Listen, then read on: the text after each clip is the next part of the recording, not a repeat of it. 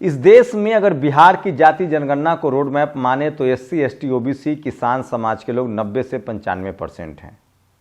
लेकिन सोचिए आज भी जो राजनीतिक दल है वो राज्यसभा या लोकसभा का टिकट हो सिर्फ और सिर्फ सवर्ण समाज को भेजते हैं। आज मैं बताऊंगा दलों के नाम और वो किस तरह से सवर्णों को सिर्फ टिकट देते हैं और दलित पिछड़े आदिवासी उनके लिए वोट बैंक है और दलित पिछड़े समाज को क्या करना चाहिए।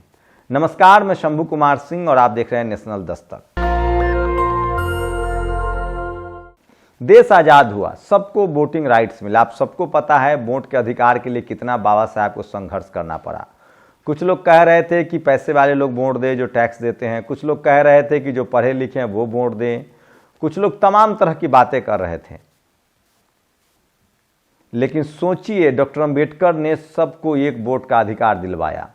शुरुआत में बाबा साहब के संघर्षों से SC ST जिनको आज शेड्यूल कास्ट शेड्यूल ट्राइब कहा जाता है, जिनके साथ अनटचेबिलिटी हुआ, उनको रिजर्वेशन मिला लोकसभा विधानसभा में।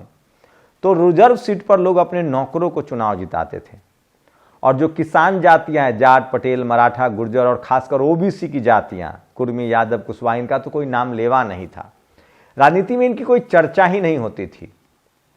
उसके बाद दौर, ये मैं बता रहा हूं लोकसभा और विधानसभा का, जहां चुनाव होता है। राज्यसभा और विधान परिषद की बात करूंगा बाद में। तो सोचिए उसके बाद धीरे धीरे ही सही राजनीति की चक्की महीन पीसती है। राजनीति में कर्पूरी ठाकुर जैसे लोग, लालू यादव जैसे लोग, सोनीलाल पटेल, मान्यवर कांसी राम साहब और करुणानिधि, और आपको बता दें कि जगदेव बाबू जैसे लोग आने लगे, रामस्वरूप वर्मा जैसे लोग आने लगे और सब पिछड़े समाज के लोग थे और इन्होंने राजनीतिक लड़ाई लड़नी शुरू की। उसके बाद 92 आते आते मंडल कमीशन लागू हुआ। उसके बाद OBC को चेतना आई और सोचिए जब राजनीति में ये हालत थी तो कॉलेज, यूनिवर्सिटी, मीडिया, जुडिशियरी में तो आज भी नहीं है, नौकरी में तो आज भी नहीं है। मैं सिर्फ राजनीति की बात कर रहा हूँ। जिस तरह से इस देश की मनुवादी जातिवादी मीडिया कहती है कि इस देश में राजनीति का अपराधीकरण हुआ है, दरअसल जब दलित पिछड़े आदिवासी राजनीति में पार्टी बनाने लगे, आने लगे, तब इनको अपराधीकरण दिखा, लेकिन यह राजनीति का पैसाकरण हुआ। आज ही तो सुप्रीम कोर्ट ने सारे सवर्ण दलों की नसबंदी कर दी है। नसबंदी इसलिए नोटबंदी कह रहा हूं, नोटबंदी की नसबंदी कर दी है। दरअसल इस देश में जो धन्ना सेठ हैं वो सिर्फ सवर्ण दलों को पैसा देते हैं। पहले सत्ता में रहती थी कांग्रेस, तो कांग्रेस को, अब बीजेपी को, उसके बाद लेफ्ट को, उसके बाद ममता को, उसके बाद अरविंद केजरीवाल को, उसके बाद नवीन पटनायक को, और 3 करोड़ मिलता है समाजवादी पार्टी को। तो पैसे पर बाद में आऊंगा। तो किस तरह से राजनीतिक आज अब जो है आर्थिक नसबंदी कर दी गई। देखिए क्या होता है आगे। इलेक्ट्रल बॉन्ड को बैन किया गया है और नाम बताना है कि कौन बिजनेसमैन किसको कितना पैसा दे रहा है।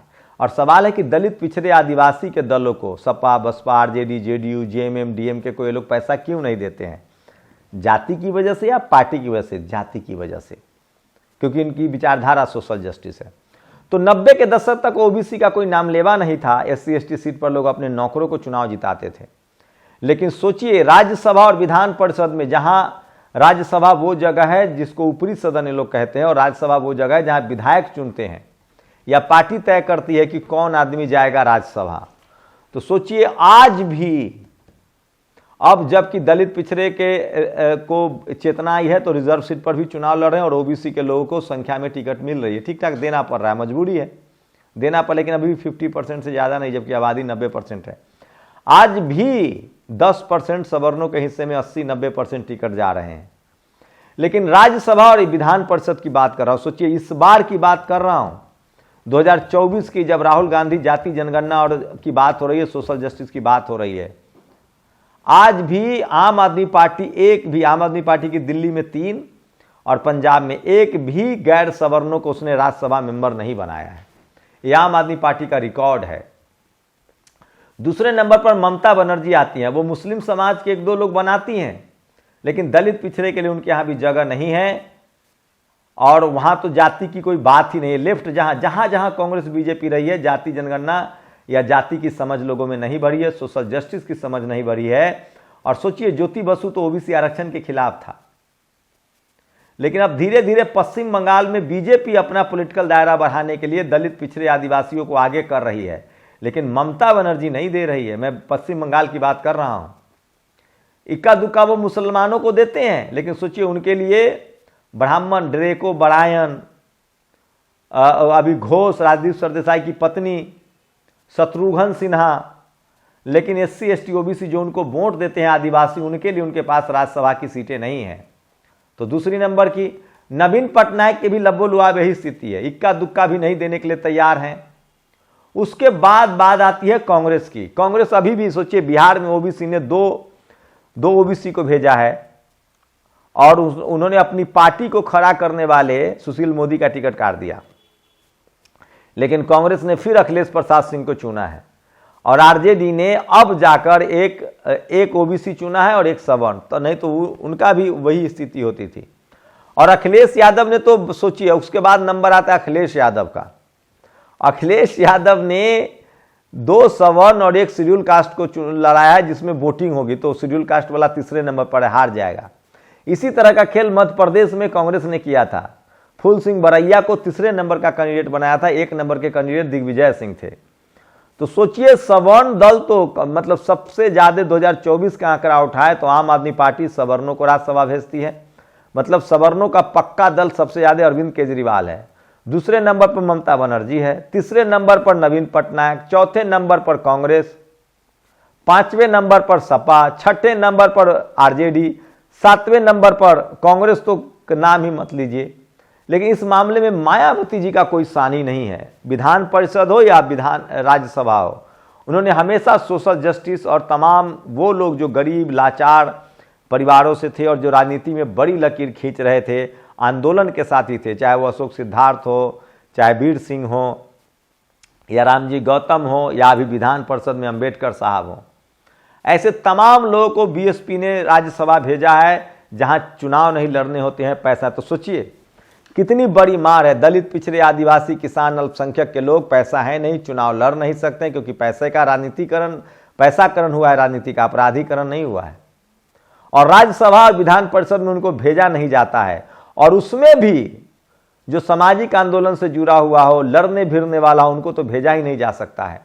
क्या अखिलेश यादव उमर खालिद को नहीं भेज सकते थे? लोटन निषाद को नहीं भेज सकते थे? लक्ष्मण यादव को नहीं भेज सकते थे? अमिताभ बच्चन की पत्नी को 5वीं बार राज्यसभा भेजकर क्या साबित करना चाहते हैं? बिहार में कितना वोट दिलाएंगे मनोज झा, ईमानदारी से बताइए। चलिए संजय यादव तो फिर भी बैकवर्ड समाज के हैं। सोचिए बीजेपी, सिर्फ बीजेपी ने राज्यसभा का पूरा खेल बदल दिया। कांग्रेस का तो पाप और घना है। सचिन तेंदुलकर, रेखा, जावेद अख्तर, लेकिन बीजेपी ने इस पूरे खेल को बदल दिया है। बीजेपी जहां जहां से राज्यसभा भेज रही है उसका अपना हिसाब किताब है, अपनी राजनीतिक पैठ है, और उसमें सबसे ज्यादा SC ST OBC पर उसकी नजर है। जो सच है उसको बोलना पड़ेगा। सबसे ज्यादा घोर जातिवाद सरकार, अगर आप कास्टिज्म की बात करें तो राज्यसभा के मामले में आप देखेंगे तो अरविंद केजरीवाल नंबर 1 है, जहां एक भी गैर सवर्ण राज्यसभा के मेंबर नहीं भेजा है। दूसरे नंबर पर ममता बनर्जी, तीसरे नंबर पर कांग्रेस, चौथे नंबर पर नवीन पटनायक, 5वें नंबर पर सपा, अब जाकर सपा में एक मुस्लिम है, 6ठे नंबर पर RJD। हेमंत सोरेन की भी लगभग लबोलुआब यही है। DMK इस मामले में क्रिस्टल क्लियर है, वहां तो SC ST OBC के अलावा और कोई राजनीति ही नहीं होती है। लेकिन सोचिए कि कांग्रेस अभी भी पी चिदम्बरम कितना वोट दिलाएंगे जो ब्राह्मण समाज से आते हैं। कांग्रेस की बता रहा हूं, संघवी ब्राह्मण समाज से आते हैं, कितना वोट दिलाएंगे। अखिलेश यादव सब सिब्बल को भेजते हैं जो कल तक थे। तो ये है, बीजेपी ने कम से कम पॉलिटिकल रूप से पूरे डेमोग्राफी को चेंज किया है। और आज जो अखिलेश यादव पिछड़े दलित की बात कर रहे हैं, क्योंकि ये कांग्रेस की मार है, बीजेपी की मार है। जब तक 60 साल सत्ता में थी, जाति जनगणना, कास्ट सेंसस, रिजर्वेशन उसको याद नहीं था। आज भी राज्यसभा भेजना हो रहा है तो कांग्रेस में सबसे ज्यादा सवर्णों को भेजा गया। सोचिए एक OBC भेजा जा रहा है तेलंगाना में, यादव। तो बीजेपी के आने से कम इतना तो हुआ है कि राजनीति का खेल बदला है। बीजेपी ने SC ST OBC पर दांव लगा रखा है। जहां जहां कांग्रेस से लड़ना है बीजेपी को, या ममता से या नवीन पटनायक से, वहां वहां वो सोशल जस्टिस का पेच लगा रही है।